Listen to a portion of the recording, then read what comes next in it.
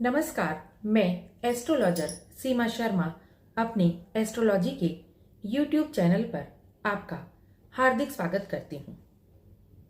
आज मैं आपके सामने जिस विषय को लेकर आई हूँ, जिस समस्या को लेकर आई हूँ, वह हमारे समाज का एक बहुत ही ज्वलंत विषय है, एक बहुत ही महत्वपूर्ण विषय है और यह एक बहुत ही महत्वपूर्ण समस्या है जो आजकल हमारे समाज में बढ़ती जा रही है और वह है शादियों से संबंधित, शादी विवाहों से संबंधित। जैसा कि आप देखते हैं कि हमारे समाज में आजकल यदि देखा जाए तो असफल शादियों का एक प्रचलन बहुत अधिक बढ़ता जा रहा है। शादी सफल ही नहीं हो पा रही है।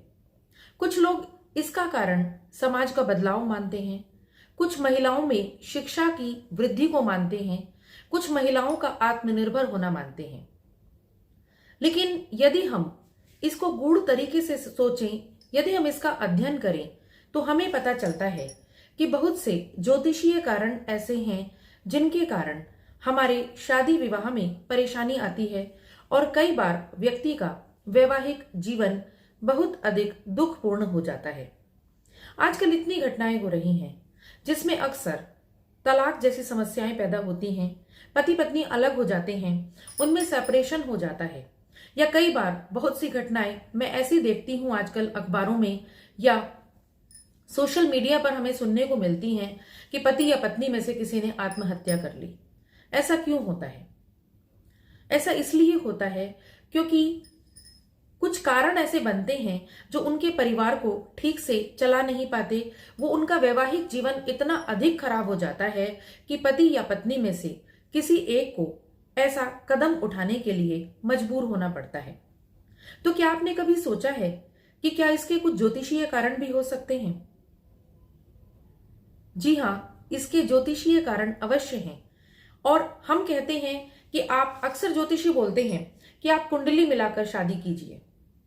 उसके बाद लोग हमारे सामने आते हैं और यह बोलते हैं कि मैम, हमने तो कुंडली मिलाकर शादी की थी, फिर भी हमारे जीवन में समस्याएं आ गई, फिर भी हमारी शादी ठीक नहीं चल रही है, फिर भी हमारे बीच में लड़ाई झगड़े बढ़ते जा रहे हैं। ऐसा क्यों होता है? ऐसा इसलिए होता है क्योंकि सिर्फ कुंडली मिलाना ही काफी नहीं होता। हमें यह भी देखना होता है कि आपकी कुंडली में किस तरह के योग बने हुए हैं। जब भी कभी एक लड़का और लड़की आपस में विवाह करने के लिए एक दूसरे के सामने आते हैं, उस समय उनको यह नहीं पता होता कि उनकी कुंडली में किस तरह के योग बने हैं और उनका निराकरण कैसे किया जाए, उनका उपाय कैसे किया जाए।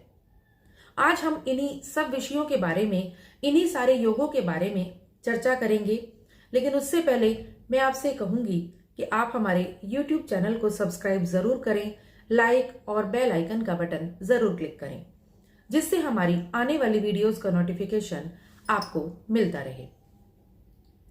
तो आइए बात करते हैं हमारी कुंडली में विवाह के योगों के बारे में और सफल विवाह के योग के बारे में, या उन योगों के बारे में जिनसे हमारा विवाह सफल नहीं हो पाता।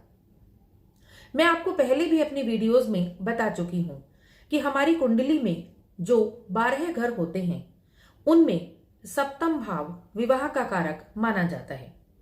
प्रथम भाव जो कि हमारे अपने से रिलेटेड है और उसके जस्ट ऑपोजिट जो उसके सामने वाला भाव होता है, वह सप्तम भाव हमारे जीवन साथी से संबंधित होता है। तो जब भी कभी हम यह देखते हैं कि हमारी कुंडली में सप्तम भाव पर पाप ग्रहों का प्रभाव पड़ता है, तभी हमारी जीवन में विवाह से संबंधित बहुत अधिक परेशानियां हमें देखने को मिलती हैं। कुछ लोगों की कुंडली में ऐसा योग होता है कि उनका विवाह बहुत अधिक देरी से होगा या विवाह होने में बहुत अधिक परेशानी आएगी, और कुछ योग ऐसे बने होते हैं जहां पर एक सफल विवाह का योग ही नहीं बन पाता। और इसके लिए हमें लग्न कुंडली और नवमांश कुंडली दोनों का ही अध्ययन करना बहुत अधिक जरूरी होता है। तो वो कौन से ग्रह हैं, वो कौन से योग हैं जिनके कारण अक्सर शादी सफल नहीं हो पाती? तो आइए आज उसके बारे में हम चर्चा करते हैं। मैंने आपको बताया कि हमारी कुंडली का जो सप्तम भाव है वह विवाह से संबंधित है। तो जब भी हमारी कुंडली के सप्तम भाव में पाप ग्रहों की युति या दृष्टि बनती है, तभी हमारी कुंडली में तलाक या सेपरेशन जैसे योगों का निर्माण होता है। अक्सर तलाक या सेपरेशन कराने के लिए केतु और मंगल बहुत अधिक जिम्मेदार होते हैं। और जो केतु है वह अलगाव वाला ग्रह है। अक्सर मैंने देखा है कि जिनकी कुंडली में सप्तम भाव में केतु विद्यमान होता है, उनकी शादी अक्सर सफल नहीं हो पाती। ऐसा मैंने लगभग 95% कुंडलियों में देखा है। यदि केतु के साथ कोई भी शुभ ग्रह बैठा नहीं है या मान लीजिए सप्तमेश की स्थिति अच्छी नहीं है, तो अवश्य ही विवाह बाधित होता है या विवाह विच्छेद होता है। बट उसके लिए हमें यह भी देखना होगा कि हमारी नवमांश कुंडली में किस तरह के योग बने हुए हैं। यदि लग्न कुंडली और नवमांश कुंडली दोनों में ही पाप ग्रह सप्तम भाव में विद्यमान होते हैं, तो अवश्य ही विवाह विच्छेद होता है। कुछ कुंडलियों में मैंने देखा है, कुछ कुंडलियों में अक्सर शनि और केतु की युति बनी होती है, तो वहां पर भी विवाह सफल नहीं हो पाता। इसी प्रकार सप्तम स्थान पर मंगल भी विवाह का विच्छेद कराता है या जीवन साथी की मृत्यु को इंडिकेट करता है। इसी प्रकार से यदि सप्तम भाव में राहु बैठा होता है, तो यह अवश्य ही 2 शादियों का योग बनाता है। अब 2 शादियां होंगी तो अवश्य ही एक शादी तो जरूर ही असफल रहेगी। इसीलिए हमें विवाह करते समय किसी भी लड़के या लड़की की कुंडली का समुचित विश्लेषण अवश्य करना चाहिए। अब मान लीजिए हमने कुंडली का विश्लेषण कर लिया, बट उसमें अगर इस तरह के योग बने हुए हैं, मान लीजिए कई बार मैंने देखा है शनि और राहु वहां पर बैठे होते हैं, तो अवश्य ही एक शादी असफल रहती है और दूसरी शादी का योग बनता है। कभी कभी ऐसा होता है कि शनि केतु की युति सप्तम भाव में बनी होती है, तो वहां पर क्या होता है कि शादी या तो बहुत मुश्किल से होती है, बहुत अधिक देरी से होती है, या फिर यदि शादी हो भी जाती है तो वह सफल नहीं हो पाती, जल्दी ही संबंध विच्छेद हो जाता है, तलाक हो जाता है या जीवन साथी की मृत्यु हो जाती है। मंगल भी यहां पर जीवन साथी की मृत्यु को दर्शाता है। लेकिन यदि मंगल अच्छी स्थिति में होगा तो कभी कभी यदि मंगल स्वग्रही या उच्च का होगा तो कभी कभी वह जीवन साथी को बहुत अधिक तरक्की भी दिला देता है। इसीलिए हमें यह देखना होगा कि हमारी कुंडली में किस तरह के योग बने हैं, और यह हमें सिर्फ लग्न कुंडली नहीं, लग्न कुंडली और नवमांश कुंडली दोनों के माध्यम से ही अध्ययन करना होता है। अब ये जब इस तरह के सवाल उठते हैं, लोग कहते हैं कि मैम हमने कुंडली मिलाई थी लेकिन फिर भी शादी में प्रॉब्लम आ गई, फिर भी पता चला कि थोड़े ही समय बाद पति और पत्नी में अलगाव हो गया, उनमें झगड़े रहने लगे या तलाक की नौबत आ गई। ऐसा क्यों होता है? ऐसा इसलिए होता है कि जब हम संपूर्ण रूप से उनकी कुंडलियों का विश्लेषण करते हैं तो गुण तो मिल जाते हैं। मान लीजिए गुण मिल गए, ऐसा हुआ कि 30 से 35 तक 36 तक गुण मिल गए, लेकिन हमने देखा कि लड़के या लड़की में से दोनों की ही कुंडली में संबंध विच्छेद का योग बना हुआ है, दोनों की ही कुंडली में सेपरेशन का योग बना हुआ है, या किसी एक की कुंडली में सेपरेशन का योग बना हुआ है और किसी एक की कुंडली में जो है 2 विवाह का योग बना हुआ है। ऐसी स्थिति में शादी में बहुत अधिक परेशानियां आ जाती हैं। सूर्य भी सप्तम भाव में असफल शादी को दर्शाता है, क्योंकि सूर्य एक गर्म ग्रह है जो यह दर्शाता है कि आपका जीवन साथी बहुत अधिक गुस्से वाला हो सकता है या अहंकारी हो सकता है। लेकिन यदि नवमांश कुंडली में ग्रहों की स्थिति ठीक है, सप्तमेश की स्थिति ठीक है, तो हो सकता है कि आपकी शादी सही चल भी जाए। अब हमें क्या करना चाहिए? हमें यह करना चाहिए कि यदि हमारी कुंडली के सप्तम भाव में इस तरह के ग्रह बैठे हुए हैं या किसी भी प्रकार से सेपरेशन का या तलाक का योग बना हुआ है या विवाह टूटने का योग बना हुआ है, तो हम जब लड़का या लड़की उस व्यक्ति के लिए देखने चलते हैं, तब हमें उसके लिए ऐसा जीवन साथी ढूंढना चाहिए जिसकी कुंडली में एक सफल विवाह का योग हो। क्योंकि यदि हम दोनों ही व्यक्ति ऐसे मिला देते हैं, मान लीजिए कुंडली में बाकी गुण मिल गए, लेकिन दोनों की कुंडली में अगर सेपरेशन का योग बना हुआ है तो सेपरेशन के चांसेस बढ़ जाते हैं। मैंने ऐसा देखा है। इसीलिए मैंने कुछ कुंडली ऐसी भी देखी हैं जहां पर एक पति या पत्नी में से किसी की कुंडली में सेपरेशन का योग होता है, लेकिन दूसरे की कुंडली अच्छी होती है, उसकी कुंडली में एक सफल विवाह का योग होता है, तो शादी चल भी जाती है। थोड़ी बहुत परेशानी आती है लेकिन शादी चल जाती है। इसीलिए मैं अक्सर यह सलाह देती हूं कि कुंडली मिलान करते समय आप सिर्फ ऐसे ही कुंडली नहीं मिला लें। नेट पर आप कुंडली मिला लेते हैं, गुण मिल जाते हैं, पता चलता है कि इतने गुण मिल गए, लेकिन आप किसी सफल ज्योतिषी को यह भी दिखाएं, किसी बुद्धिमान ज्योतिषी को यह भी दिखाएं कि दूसरे व्यक्ति की कुंडली कैसी है। यदि हमारी कुंडली में कोई खराबी है तो दूसरे व्यक्ति की कुंडली तो ठीक होनी चाहिए, या यदि हमारी कुंडली ठीक है तो यदि दूसरे व्यक्ति की कुंडली में थोड़ी बहुत खराबी है तो चल जाएगी, लेकिन यदि बहुत अधिक खराबी है तो आपको उसका उपाय कराना चाहिए। मैंने यह देखा है कि मान लीजिए किसी लड़के की कुंडली में सप्तम भाव में राहु है, और यदि किसी ऐसी लड़की से उसकी शादी हो जाती है जहां पर शनि केतु सूर्य की युति बनी होती है सप्तम भाव में, तो अवश्य ही शादी संबंध विच्छेद हो जाती है। फिर वो यह पूछते हैं कि मैम ऐसा कैसे हो गया, हमारी तो नवमांश कुंडली ठीक थी, क्योंकि शादी के लिए हम नवमांश कुंडली का भी विचार करते हैं। तो उसमें हमें यह देखना होता है कि दोनों में से किसी एक की कुंडली पूरे तरीके से ठीक हो और उसके ग्रह उसके सप्तमेश की स्थिति अच्छी हो। और मान लीजिए आपकी कुंडली में पाप ग्रहों की युति सप्तम भाव में बनी हुई भी है और यदि सप्तमेश की स्थिति अच्छी है तब भी शादी टिक जाती है। इसके साथ ही शादी को सुचारू रूप से चलाने के लिए हमें द्वितीय भाव यानी कि कुटुंब भाव का भी अध्ययन करना होता है। तो यदि हम देखें कि सप्तमेश और द्वितीयेश दोनों ही अच्छी स्थिति में बैठे हुए हैं, तो यदि पाप ग्रहों की युति भी सप्तम भाव में बनी हुई है, तो यदि हम किसी ऐसे लड़का या लड़की से उस व्यक्ति की शादी करा देते हैं जिसकी कुंडली में अच्छे योग बने हुए हैं, एक सफल शादी के योग बने हुए हैं, तो शादी को चलाया जा सकता है। एक और योग मैंने आपको पहले भी बताया है, एक और योग बनता है विवाह विच्छेद का योग, जिसमें सप्तमेश जो है वह द्वादश या षष्ठम स्थान पर बैठ जाता है।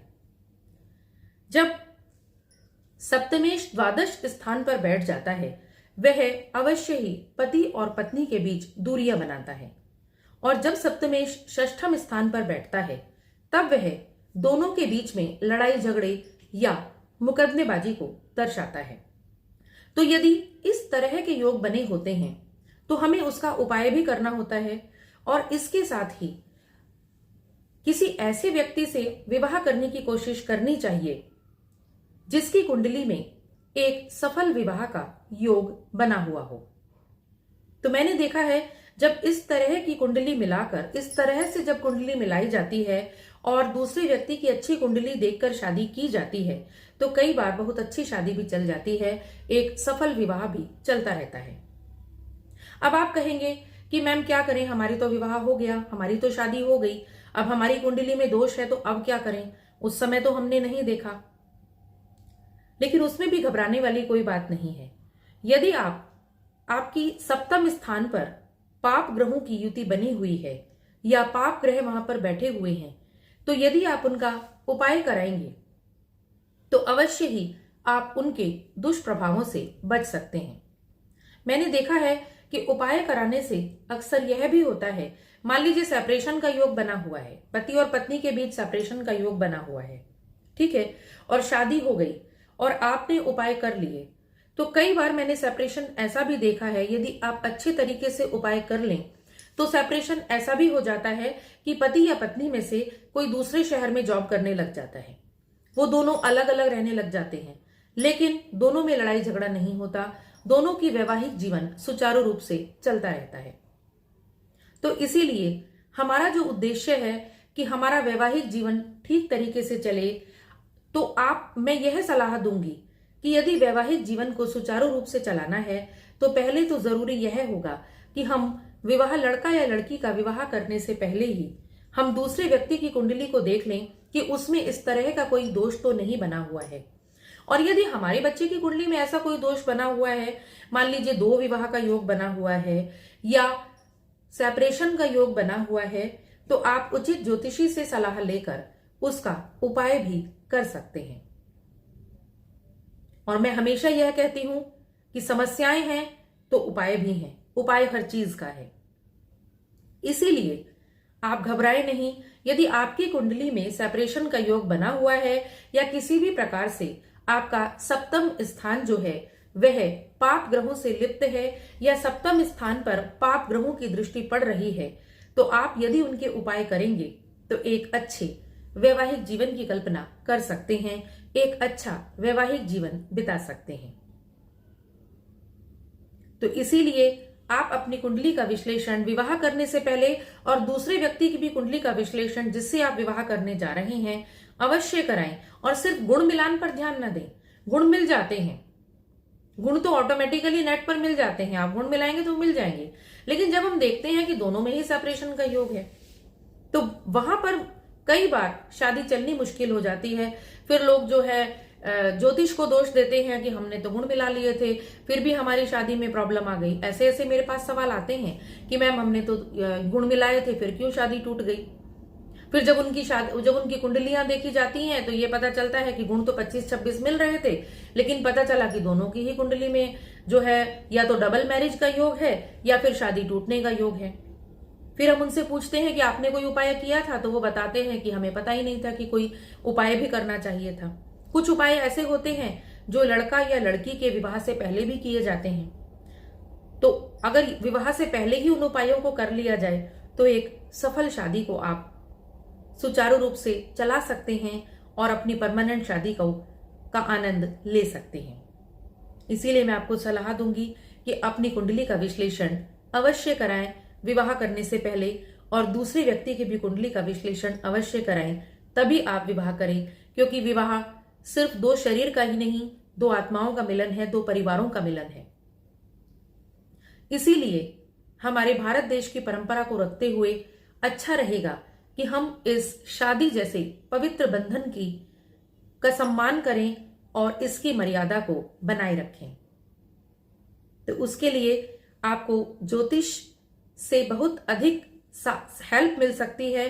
ज्योतिष की सहायता से आप यह जान सकते हैं कि किस प्रकार से कुंडलियों में खराबी होती है। मैंने 99% कुंडलियों में ऐसा देखा है कि जहां पर शनि केतु की युति होती है, मंगल होता है, जहां पर केतु की स्थिति सप्तम भाव में बनी होती है, राहु की स्थिति बनी होती है, वहां पर अवश्य ही शादी में परेशानी आती ही आती है।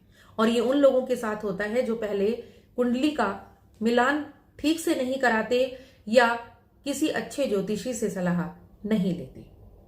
तो आशा करती हूं कि मेरे बताई हुई जानकारी से आपको पता चला होगा कि शादी करने से पहले कुंडली देखना कितना अधिक जरूरी है। आप अवश्य देखें। और यदि आपको अपनी कुंडली से संबंधित कोई समस्या आती है, यदि आप कोई जानकारी लेना चाहते हैं, तो हमारे डिस्क्रिप्शन बॉक्स में हमारा नंबर दिया होता है, आप उस पर सलाह ले सकते हैं। क्योंकि मैं फिर कहूंगी कि उपाय हर चीज का है। आप हमारे YouTube चैनल को सब्सक्राइब करें, लाइक और बेल आइकन को जरूर क्लिक करें। धन्यवाद।